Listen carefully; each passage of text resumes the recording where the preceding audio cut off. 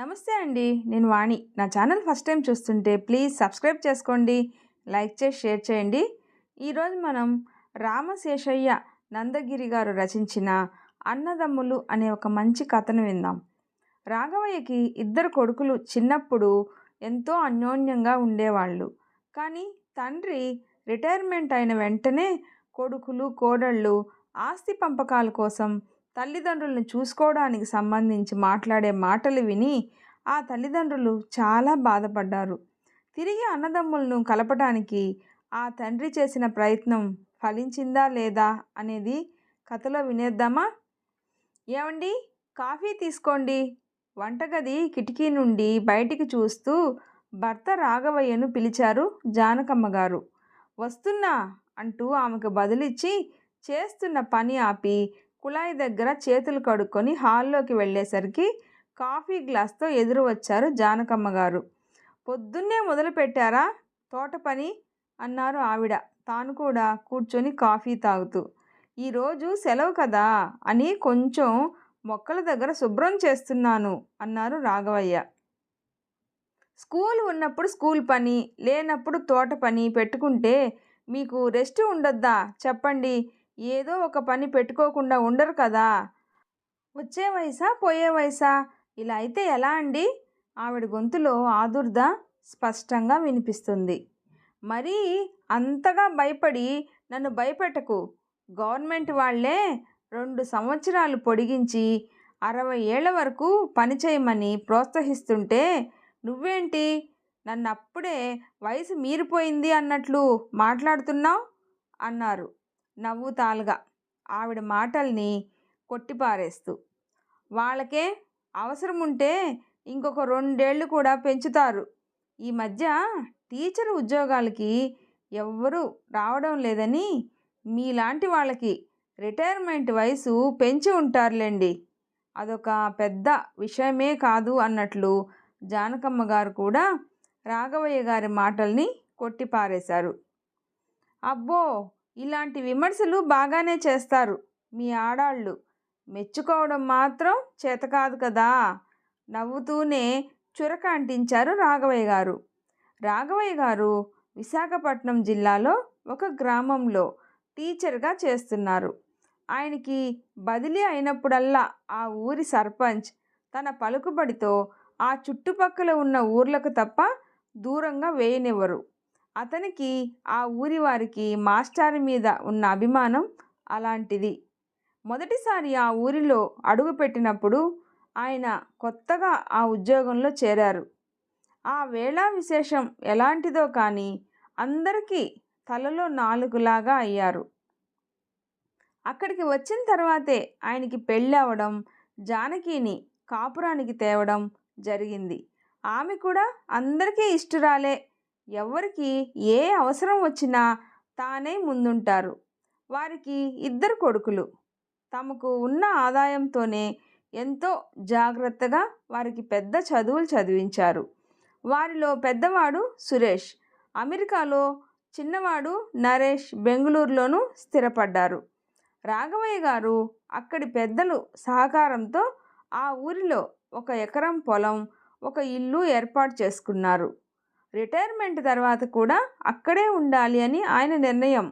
ఇన్నేళ్లుగా కన్న తల్లిలాగా ఆదరించిన ఊరిని, ఆ ఊరి వారిని వదిలి వెళ్ళడం వారిద్దరికీ ఇష్టం లేదు. రాఘవయ్య గారు తన పొలంలో కొబ్బరి, మామిడి లాంటి పండ్ల చెట్లు నాటించారు. ఆయనకి ఆ గ్రామంలో ప్రతి ఒక్కరూ సహాయం చేస్తారు. వారి సహాయ సహకారాలతో వ్యవసాయం మీద అవగాహన లేకపోయినా పొలం మీద ఎప్పుడూ నష్టం కలగలేదు. పిల్లలు దూరంగా ఉన్న వారి మంచి కోసమే అన్న దృష్టితో ఎప్పుడూ బాధపడేవారు కాదు. కానీ సంవత్సరానికి ఒక్కసారైనా రమ్మని అడిగేవారు. పెద్ద కొడుకు సురేష్ అమెరికా వెళ్ళి 10 సంవత్సరాలైంది. చిన్న కొడుకు నరేష్ కూడా బెంగుళూరులో స్థిరపడి 8 సంవత్సరాలు అవుతుంది. ఇద్దరూ 4 సార్లు వచ్చి ఉంటారు. ఈ సంవత్సరం ఎలాగైనా రమ్మని చెప్పారు రాఘవయ్య గారు. ఆయన ఈ సంవత్సరం రిటైర్ కాబోతున్నారు. పిల్లలు తన రిటైర్మెంట్ సమయానికి రావాలి అని ఆయన కోరిక.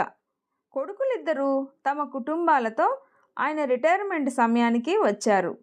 స్కూల్లో ఘనంగా సన్మాన సభ ఏర్పాటు చేశారు.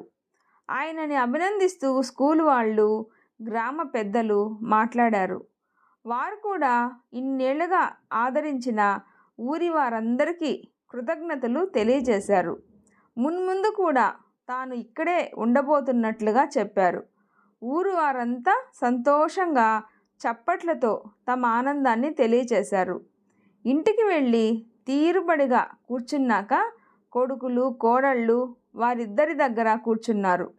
చిన్న కొడుకు నరేష్, నానా ఏమిటి మీరు రిటైర్ అయ్యాక కూడా ఇక్కడే ఉంటారా? ఇంకా ఇక్కడ ఏం చేస్తారు? మా ఇద్దరిలో ఎవరో ఒకరి దగ్గర ఉంటే సరిపోతుంది కదా. ఈ వయసులో ఒక్కరు ఉండి ఏం కష్టపడతారు అన్నాడు. ఒక్కడినే అంటావేంటిరా? అమ్మ నేను ఇద్దరం, మా ఇద్దరికి తోడు ఈ ఊరి జనం. ఈరోజు సన్మాన సభలో చూశారుగా అందరూ ఎలా మాట్లాడారో. అయినా ఇంకా మా పనులు మేము చేసుకునే శక్తి ఉంది. ఇప్పటి నుండే మీకెందుకు భారంగా ఉండడం? అదీగాక ఇక్కడ పొలం, ఇల్లు ఉన్నాయిగా, అన్నీ వదిలేసి ఎలా వచ్చేస్తాం అన్నారు రాఘవయ్య గారు. వదిలేసేందుకు అమ్మేసి రండి. ఏమన్నా ఏం మాట్లాడవే?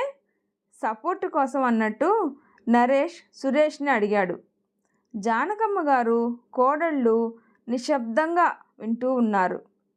రాఘవయ్య గారు సురేష్ వైపు చూశారు. నేనేం చెప్తాను, అంతా నాన్నగారి ఇష్టం. నాకైతే ఇంకా రిటైర్ అయ్యాక కూడా పొలం పనులు అని కష్టపడే బదులు హాయిగా వచ్చే పెన్షన్ డబ్బుతో గడుపుకుంటే సరిపోతుంది అనిపిస్తుంది. ఎందుకు అక్కర్లేని జంజాటం అని. ఆ ఒక్క ఎకరా మీద ఖర్చే తప్ప ఆదాయం ఏముంటుంది? ఇన్నాళ్ళంటే వచ్చిన జీతంతో ఖర్చు పెట్టేవారు. కానీ ఇప్పుడు ఎలా? అది ఆలోచించాలి కదా అన్నాడు సురేష్. అయితే నీ ఉద్దేశం పొలం అమ్మేయమనా? సూటిగా అడిగారు రాఘవయ్య గారు. అవును నాన్నగారు, ఇంకా ఈ ముసుగులో గుద్దులాట దేనికి? పొలం అమ్మేసి నా వాటా నాకు ఇస్తే, నేను అమెరికాలో ఈ మధ్యనే ఇల్లు కొనుక్కున్నాను కదా, కొంచెం హెల్పింగ్గా ఉంటుంది. ఇంకా ఈ ఇల్లు అంటారా, మీ ఇష్టం. వాడన్నట్లు అమ్మేసి వాడి దగ్గరికి వెళ్ళిపోయినా మంచిదే అన్నాడు సురేష్. జానకమ్మ గారి దృష్టి కోడళ్ల వైపు తిరిగింది. చిన్న కోడలు విజయ కళ్ళల్లో సంతోషం ఆవిడ దృష్టిని దాటిపోలేదు. పెద్ద కోడలు ప్రమీల కొంచెం ఆలోచనలో ఉన్నట్లు అనిపించింది. సరే, మీ ఉద్దేశాలు మీరు చెప్పారు కదా, మేం ఆలోచించుకోవాలి అన్నారు గంభీరంగా. జానకమ్మ గారు ఏమీ మాట్లాడలేదు, మౌనంగా ఉన్నారు. అప్పటికే సాయంత్రం 5 అవుతూ ఉండడంతో ఆవిడ టీ పెట్టడానికి లేచారు. టీ తాగేసి రాఘవయ్య గారు పొలం వైపు వెళ్ళి వస్తానని వెళ్ళారు. మనవలు వెంటపడటంతో వాళ్ళని కూడా పొలానికి తీసుకొని వెళ్ళారు. ఇంతలో పక్క వీధిలో ఉండే కమలమ్మ వచ్చి పిండి వంట చేయడానికి సహాయం అడగడంతో జానకమ్మ బయటికి వెళ్ళిపోయారు. కమలమ్మ ఇంటికి వెళ్ళేసరికి వారింటికి చుట్టాలు వచ్చి ఉండటంతో పిండి వంట పని వాయిదా పడింది. వచ్చిన వారు కమలమ్మ ఆడపడుచు కావడంతో కొంచెం సేపు మాట్లాడి తిరిగి వచ్చారు జానకమ్మ గారు. ఇంట్లోకి అడుగు పెట్టబోతుంటే పెద్ద కోడలి మాటలు గట్టిగానే వినిపించాయి. పొలం, ఇల్లు రెండూ అమ్మేసి వచ్చిన డబ్బులో సగం వాటా మాత్రమే మాకొస్తుంది. కానీ వాళ్ళని మీ దగ్గరే పెట్టుకుంటే మామగారి పెన్షన్ డబ్బులతో పాటు వాళ్ళు ఇంట్లో చేసే పని కూడా మీకు కలిసి వస్తుందని కదా మీ ఆశ. అందుకేగా వాళ్ళని అంతగా అన్నీ అమ్మేసి రమ్మని ఒత్తిడి చేసేది అంటోంది కోపంగా. అలా అయితే మీరు తీసుకెళ్ళి పెట్టుకోండి, మేం కాదన్నామా? ఏమండి మాట్లాడరు? దీర్ఘం తీసింది చిన్న కోడలు. మేం తీసుకెళ్ళి ఏం చేయాలి? వాళ్ళు అక్కడ ఉండలేరు. రాను పోను ఖర్చు మోపెడు. మీకంటే అన్ని విధాలా కలిసి వస్తుంది, కానీ మాకేం లాభం అంది పెద్ద కోడలు. బయట నిల్చుని ఉన్న జానకమ్మ గారికి వాళ్ళ మాటలు వింటుంటే కాళ్ళ కింది భూమి కదిలినట్లు అనిపించింది. నిల్చోలేక అక్కడే కూలబడిపోయారు ఆవిడ. ఏమండి, మీ వదిన మాటలు విన్నారా? మనకేదో కలిసి వస్తుంది అన్నట్లు మాట్లాడుతుంది. తీసుకెళ్తే బాధ్యత పడాలి కదా. అదెవరు పడతారు? వాళ్ళ పెన్షన్ డబ్బులు వాళ్ళకే చాలవు, ఇంకా మాకేంటి మిగిలేది అంది చిన్న కోడలు. చూడు చిన్న, ఇదంతా కాదు. నాన్నగారిని పొలం అమ్మేసి డబ్బులు పంచమందాం. ఉంటే ఇక్కడే ఉండని, ఊరు మొత్తం మాతో ఉంటుంది అంటున్నారు కదా అన్నాడు సురేష్. నీకే, నువ్వు బాగానే చెప్తావు. వాళ్ళకి ఏ మాత్రం బాగలేకపోయినా పరుగులు పెట్టాల్సింది నేను. నువ్వు పై దేశంలో ఉంటావు కాబట్టి ఎవ్వరూ ఏమీ అనరు. మరి నా పరిస్థితి అన్నాడు నరేష్. కొంచెంసేపు నిశ్శబ్దం తర్వాత, ఎక్కడో ఉన్న నేను పదే పదే రాలేను. కావాలని కాదు కదా, కుదరక. నాకన్నా దగ్గరగా ఉంటావు కాబట్టి నువ్వు వస్తావని రావాలని అందరూ అనుకుంటారు. అందులో పెద్ద విషయం ఏముంది? నీ ప్లేస్లో నేనున్నా అంతేగా అన్నాడు సురేష్. డాలర్లలో సంపాదించే నీకేం తెలుసు? Bengaluru costly city. మా సంపాదన అసలు ఖర్చులకు కూడా సరిపోదు. ఇక మధ్య మధ్యలో ప్రయాణాలు అంటే పరిస్థితి ఏంటి? నరేష్ గొంతులో అసహనం. డాలర్లలో సంపాదిస్తానని తెగ ఫీల్ అవుతున్నారు, కానీ ఖర్చు కూడా డాలర్లలోనే ఉంటుంది అని ఎందుకు అనుకోరు? అక్కడేదో సుఖపడిపోతున్నామని ఓ బాధపడుతున్నారు. అక్కడ ఎన్ని బాధలు పడుతున్నామో తెలుసా? సురేష్ గొంతులో కోపం తొంగి చూసింది. సరేలే, ఇవన్నీ ఆయన ఒప్పుకున్నప్పుడు కదా, అప్పుడు ఆలోచిద్దాం అంటూ చర్చకి పులి స్టాప్ పెట్టాడు నరేష్. నేను నా ఫ్రెండ్స్ని కలవడానికి వెళ్తున్నా అంటూ నరేష్ బయటికి వెళ్ళిపోయాడు. ఆ వెనకే సురేష్ వెళ్ళిపోయాడు. కోడళ్ళిద్దరూ గదుల్లోకి వెళ్ళిపోయారు. కాస్త ఆగి లోపలికి వచ్చిన జానకమ్మ, ఎక్కడున్నారు అందరూ? లైట్ కూడా వేయలేదు అంటూ లైట్ వేశారు. బయటికి వచ్చిన పెద్ద కోడలు, మీ అబ్బాయిలు బయటికి వెళ్ళారండి అని సమాధానం ఇచ్చి మళ్ళీ లోపలికి వెళ్ళిపోయింది. జానకమ్మ గారికి ఏం చేయాలో తోచలేదు. వంటగదిలోకి వెళ్ళి వంట ప్రయత్నంలో పడ్డారు. ఇంతలో రాఘవయ్య గారు మనవలు రావడంతో సందడి మొదలైంది. వంట పూర్తి చేసి పిల్లలకు పెడుతూ ఉండగా కొడుకులు రావడంతో తండ్రి కొడుకులకు భోజనాలు పెట్టేశారు. కొడుకులు లోపలికి వెళ్తుంటే రాఘవయ్య గారు పిలిచి మర్నాడు అందరూ పొలానికి వెళ్ళడానికి సిద్ధంగా ఉండమని చెప్పారు. తర్వాత ఎవరి గదులకి వాళ్ళు వెళ్ళిపోయారు. జానకమ్మ గారు రాఘవయ్య గారిని కాసేపు తోటలో కూర్చుందాం రండి అని పిలవడంతో ఇద్దరు తోటలోకి వెళ్ళి అక్కడ ఉన్న ఒక బెంచ్ మీద కూర్చున్నారు. చెప్పు జానకి అన్నారు రాఘవయ్య గారు. నేనేం అనలేదే అన్నారు జానకమ్మ గారు. నీ సంగతి నాకు తెలీదా? ఏమైనా మాట్లాడాలంటేనే తోటలోకి రమ్మని పిలుస్తావు అన్నారు నవ్వుతూ. జానకమ్మ గారు కూడా నవ్వేసి, అనుకోకుండా నేను పిల్లలు మాట్లాడుకుంటూ ఉంటే వినడం జరిగిందండి అంటూ వారు మాట్లాడుకున్న విషయాలన్నీ రాఘవయ్య గారికి చెప్పి, పిల్లల మనస్తత్వాల్లో చాలా మార్పు వచ్చిందండి. చిన్నప్పుడు అన్నకు ఏమైనా ఇస్తే తమ్ముడికి ఇవ్వాలి అని, తమ్ముడికి కొంటే అన్నకు కొనాలి అని పేచీ పెట్టేవారు. ఇప్పుడేంటి ఇలా తయారయ్యారు అన్నారు నీళ్లు నిండిన కళ్ళతో. బాధపడకు జానకి, మార్పు సహజం, కాలంతో పాటు మార్పులు జరుగుతాయి అంటూ రాఘవయ్య గారు ఓదార్పుగా ఆమెను దగ్గరకు తీసుకున్నారు. ఆ మాత్రానికే చల్లగాలి తాకిన మేఘంలా ఆమె కళ్ళు వర్షించసాగాయి. ఊరుకో, నేనున్నాను కదా, నేను చూసుకుంటాను అన్నారు ఆయన మళ్ళీ ఆమెను గుండెలకు హత్తుకుంటూ. ఏమండి, చిన్నప్పుడు వాళ్ళని చూసి అందరూ రామలక్ష్మణులు అనేవారు కదండి. నేను అప్పుడు ఎంతో పొంగిపోయేదాన్ని. ఇప్పుడు వాళ్ళ మాటలు వింటూ ఉంటే అసలు అన్నదమ్ములేనా అనిపిస్తుందండి. వీళ్ళు జీవితంలో కలిసిమెలిసి ఉంటారా? మళ్ళీ వీళ్ళను నేను కోరుకున్నట్లు చూడగలనా? మరొకసారి ఆమె కన్నీటి సంద్రమే అయిపోయింది. జాను, నా మాట మీద నమ్మకం ఉంది కదా, బాధపడకు. నేను చూసుకుంటాను. నువ్వు భయపడ్డట్టు ఏం జరగదు. పద, పడుకుందాం. చాలా రాత్రయింది అంటూ ఆమెను లోపలికి తీసుకుని వెళ్ళారు రాఘవయ్య గారు. మర్నాడు ఉదయం అందరూ పొలానికి వెళ్ళారు. పిల్లలు ఆనందంగా పరుగులు పెడుతూ ఉన్నారు. మామిడి తోటలో చల్లగా ఉంటుంది అని వాటి మధ్య చాపలు వేయించారు. పనివాడు వచ్చి అందరికీ కొబ్బరి బోండాలు ఇచ్చాడు.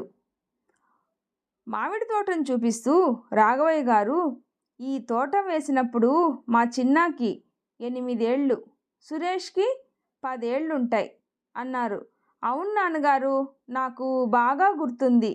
తోటలో మొక్కలు వేసినప్పుడు మేము మీతోనే ఉన్నాం కదా అన్నయ్య అన్నాడు నరేష్ ఉత్సాహంగా. అవును, ముందు 2 రోజులు ఏవో కొలతలు కొలిచి దూరంగా మార్కింగ్ వేయించి తర్వాత మామిడి మొక్కలు పాతించారు అన్నాడు సురేష్ ఆనాటి విషయాలు గుర్తు చేసుకుంటూ. ఓహో, అయితే ఆ విషయాలు మీకు ఇంకా గుర్తున్నాయన్నమాట. అయితే మీరు చిన్నప్పుడు ఎలా ఉండేవారో, ఎలా ఆడుకునేవారో, ఎక్కడ ఆడుకునేవారో అన్నీ పిల్లలకి చూపించండి, సరదా పడతారు అన్నారు రాఘవయ్య గారు. పిల్లలు వారిద్దరి చుట్టూ చేరారు. పిల్లల చేతులు పట్టుకొని పరిగెడుతూ వాళ్ళిద్దరూ ఎలా ఎంజాయ్ చేశారో వాళ్ళకి ప్రత్యక్షంగా అరుస్తూ ఆడుతూ పాడుతూ చూపించారు. పిల్లలతో పాటు పెద్దలు కూడా ఎంతో ఆనందాన్ని వ్యక్తం చేశారు. సురేష్ నరేష్లకు తమ చిన్ననాటి విషయాలు గుర్తుకు వచ్చాయి. ఒకరినొకరు ఎంతో అభిమానంగా చూసుకున్నారు. నరేష్ కొడుకు వినయ్, డాడ్, ఇన్నాళ్ళు ఎంత ఎంజాయ్మెంట్ మిస్ అయ్యాం కదా, మీకే హ్యాపీ, చిన్నప్పుడు పెదనాన్నతో కలిసి బాగా ఎంజాయ్ చేశారు అన్నాడు బుంగమూతి పెడుతూ. సురేష్ కొడుకు దీపక్, అవును బ్రో, వీళ్ళిద్దరూ బాగా ఎంజాయ్ చేసి మనల్ని ఎంజాయ్ చేయనివ్వట్లేదు. నీకో సిస్టరు, నాకో సిస్టర్, వాళ్ళతో ఏం ఆడతాం? ఈ 4 డేస్ బాగా ఎంజాయ్ చేశాం కదా, ఇంకా ఎవ్రీ ఇయర్ ఇక్కడికి రావాలి, ఎంజాయ్ చేయాలి, అంతే, నా మాటే శాసనం అన్నట్లు అంటూ ఉంటే అందరూ నవ్వులే నవ్వులు. వారిని చూసి జానకమ్మ కళ్ళల్లో నీళ్లు తిరిగాయి. రాఘవయ్య గారు, బాబు, సురేష్, నువ్వు ఇందాక నీ చిన్నప్పుడు మొక్కలు నాటే ముందు మార్కింగ్ చేసి దూరంగా మొక్కలు నాటించాను అని గుర్తు చేశావు కదా, దానికి కారణం ఏమిటో తెలుసా? మొక్కల వేళ్ళు అడుగు భాగంలో బాగా విస్తరిస్తాయి. ఒక చెట్టు ఎదుగుదల మరో చెట్టుకి ఆటంకం కాకుండా జాగ్రత్త తీసుకోవటానికి అలా చేస్తారు. కానీ చెట్లు ఎదిగాక కొమ్మలు దగ్గరగా వచ్చి నీడనిస్తున్నాయి, చూసారా అన్నారు. మరి మనుషులు ఎందుకు తాతగారు చిన్నప్పుడు కలిసి పెరిగి పెద్దయ్యాక దూరం అవుతారు? సురేష్ కొడుకు దీపక్ ప్రశ్న విని అందరూ ఉలిక్కిపడ్డారు. ఇతరులకు ఇవ్వడం కోసం చెట్లు కాస్తాయి, నదులు ప్రవహిస్తాయి. గొప్పవారు ఇతరులకు సహాయం చేయడం కోసం పుడతారు.